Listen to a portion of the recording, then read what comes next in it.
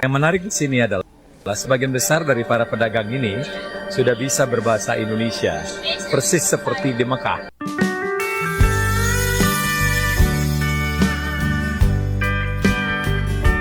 Halo guys, jumpa lagi di channel ini dan gimana nih kabarnya? Oke, buat teman-teman yang klik video ini, mudah-mudahan kabarnya masih dalam kondisi sehat walafiat.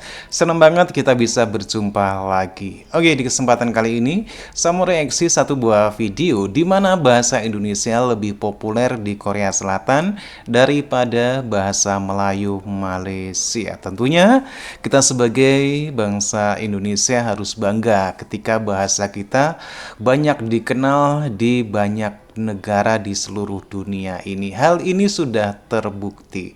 Oke, seperti apa videonya? Sebelum kita berkomentar, kita akan lihat dulu. Yang menarik di sini adalah sebagian besar dari para pedagang ini sudah bisa berbahasa Indonesia, persis seperti di Mekah. Sekarang jam berapa? Sekarang jam berapa? Keren nih, orang Korea bisa pakai bahasa Keren Indonesia. katanya. Jangan lupa ya Profesor dikunjungi Malaysia terkejut Back dengan to kepopuleran 90s bahasa channel. Indonesia di Korea. Beberapa profesor terkemuka di negara Malaysia memiliki pandangan yang berbeda tentang bahasa Melayu dan bahasa Indonesia. Sebagian dari mereka yakin bahwa bahasa Melayu telah mendunia dan memiliki jumlah penutur yang sangat besar. Mereka bahkan mengklaim bahwa bahasa Indonesia sebenarnya adalah bahasa Melayu. Namun, di sisi lain, beberapa profesor lainnya lebih realistis dan mengakui bahwa bahasa Indonesia yang sebenarnya telah mendunia dan memiliki pengaruh yang lebih luas. Saya lagi di Seoul, Korea, di satu jalan di mana banyak sekali terdapat makanan, berbagai macam makanan. Dan yang menarik di sini adalah sebagian besar dari para Tantowi pedagang Yahya ini membuktikan sudah sendiri. bisa berbahasa Indonesia, persis seperti di Mekah. Karena banyak orang Indonesia, maka mereka mempelajari bahasa Indonesia. Jadi mereka sudah mulai menawarkan dalam bahasa Indonesia, kemudian transaksi dalam bahasa Indonesia yang sangat sederhana. Luar biasa kan? Jadi kalau mereka berhasil menarik turis dari Indonesia, kita berhasil mengekspor bahasa Indonesia. Beli krepes di Korea pakai bahasa Indonesia. Campur pakai krimnya paling enak. Campur pakai krimnya enak. Nah, di sini ya. Oh, mau cereal ya? Hah? Cereal mau? Enggak. Enggak ya? Kembali 3.000 berarti Ya ya. benar, 3.000 ah. Bisa pakai bahasa Indonesia? Basah ya. Kok bisa? Coba ngomong bahasa Indonesia. Aku bagaimana? Sekarang jam berapa? Sekarang jam berapa? Selamat malam. Basah ya. Keren nih, orang Korea bisa pakai bahasa Indonesia. Kamu cara saya? Oh, orang Indonesia. Ini tepung maizena tepung. Rubang. Enak tuh lubang. Aku videoin orangnya. Stretching sedikit, jenis sedikit, tarik. Ini 500 tahun yang lalu. Hanya bosku makan tradisional pencuci mulut. Ada satu string. Mega 16.000 string, 16.000. Satu, dua double berapa? 4 double 8 double 16 32. Kita juga perlu memikirkan, menimbangkan bahawa bagaimana negara jiran kita Indonesia memainkan peranan menyebarluaskan bahasa Indonesia. Dalam lawatan kami ke Korea, kami pergi ke Hankook University, di mana kami bertemu, bahasa Indonesia yang diutamakan, bukan bahasa Melayu, dan pengucapan dalam bahasa Indonesia. Walaupun ada pensyarah daripada Malaysia mengajar di situ. Nah, ini juga perlu berbeza dengan di China, seperti yang sebutkan awal oleh pengurusi tadi, di Beijing Foreign Studies ada 18 institusi yang mengajar bahasa Melayu, yang ada di peringkat ijazah dan juga di peringkat diploma. Sedangkan di Korea masing-masing, dan juga di Jepun juga semua dalam bahasa Indonesia. Dan sekarang ini sudah ada usaha yang amat aktif dilakukan oleh Indonesia menyebarluaskan bahasa Indonesia ke Thailand, di daerah-daerah seperti Selatan Thai, di mana guru-guru bahasa Indonesia dihantar yang gaji yang rendah dengan pengorbanan demi untuk menyebarluaskan Profesor Malaysia cuma mengeklaim maka aja mereka dan sanggup mengajar berkoar-koar. di malah di Darul Ulum, di sekolah-sekolah pondok untuk menyebarluaskan bahasa Indonesia. Lalu Indonesia juga menawarkan beasiswa pada anak-anak Thailand di Selatan Thai untuk belajar bahasa Indonesia di Indonesia. Jadi semua ini tindakan-tindakan proaktif yang perlu kita pelajari kerana kita ada kedutaan di seluruh dunia dan juga pejabat pusat tinggi serta konsulat-konsulat di beberapa bandar-bandar di seluruh dunia. Barangkali kita perlu lakukan untuk mewujudkan sekolah bahasa Melayu di kedutaan dan juga di pejabat pusat tinggi. Dan kita ada atasci pendidikan yang barangkali tugas atasci pendidikan itu bukan sahaja untuk menjaga kepentingan pelajar-pelajar kita di luar negara, tapi juga berperanan untuk menyebarluaskan bahasa Melayu antarabangsa, membuka kelas-kelas bahasa Melayu. Dan barangkali dengan adanya guru-guru bahasa Melayu di situ, dihantar ke situ, mungkin kita dapat memainkan peranan mempertingkatkan pelaksanaan bahasa Melayu sebagai bahasa antarabangsa.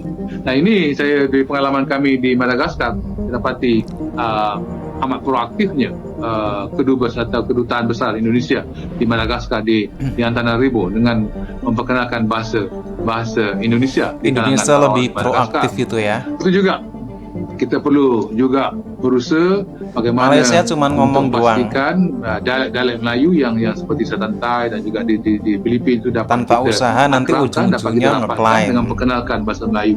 Kerana Tagalog juga merupakan satu dialek Melayu, mungkin kita boleh lakukan ini. Seandainya kita berjaya menubuhkan satu institusi yang khas atau digunakan di peringkat kedutaan, di peringkat pejabat tinggi. Lalu semua tindakan-tindakan ini memerlukan iltizam dan keberanian, keseriusan dan kesungguhan pemerintah.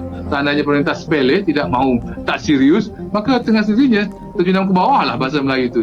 Apatah lagi apabila sekarang ini di negara kita bila PPSMI dilaksanakan, DLP dilaksanakan, orang sudah mula mana remeh bahasa Melayu.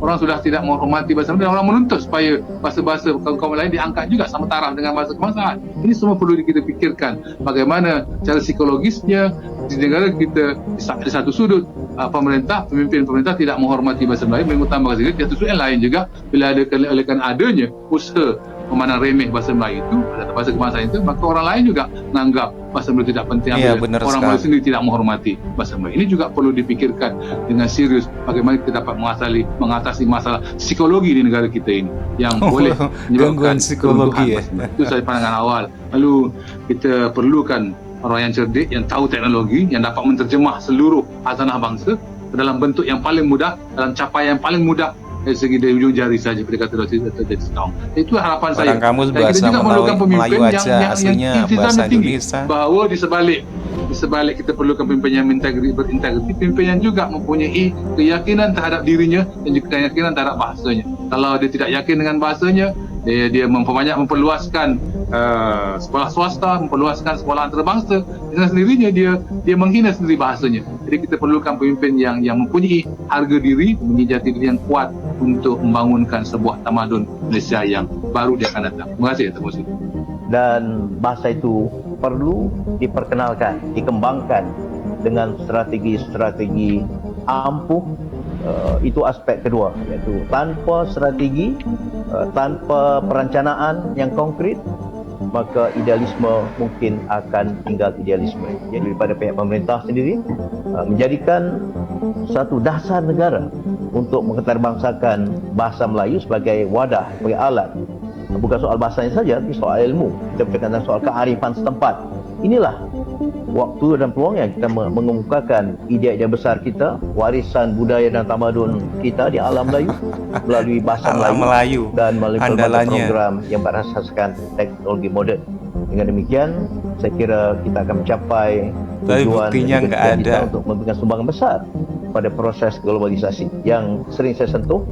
Nampaknya, Profesor Malaysia bukan hanya kagum, mereka bahkan ingin mengikuti cara pemerintah Indonesia dalam mempromosikan bahasa ke dunia internasional.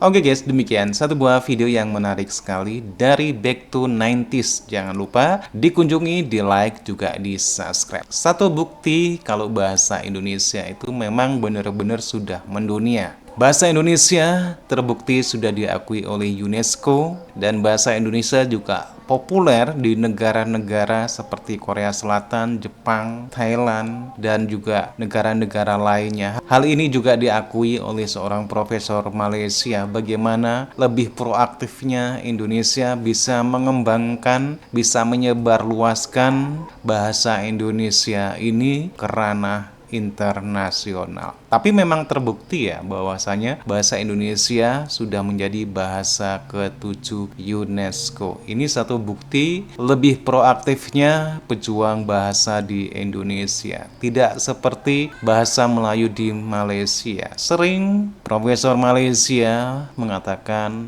Profesor Malaysia mengeklaim bahasa Melayu telah mendunia, tapi kenyataannya apa? Nyataannya tidak demikian. Bahasa Melayu di Malaysia sebagai bahasa resmi justru masih banyak permasalahannya, di mana masyarakat Malaysia tidak begitu antusias dengan bahasanya sendiri. Makanya debat-debat ataupun forum-forum yang membahas tentang permasalahan bahasa di Malaysia ini masih sering dilakukan. Oke guys, demikian videonya. Bagaimana nih menurut teman-teman? Bahasa Indonesia lebih populer di Korea Selatan, Jepang, Thailand daripada bahasa Melayu di Malaysia. Silakan teman-teman bisa berkomentar dan jangan lupa like, subscribe channel ini.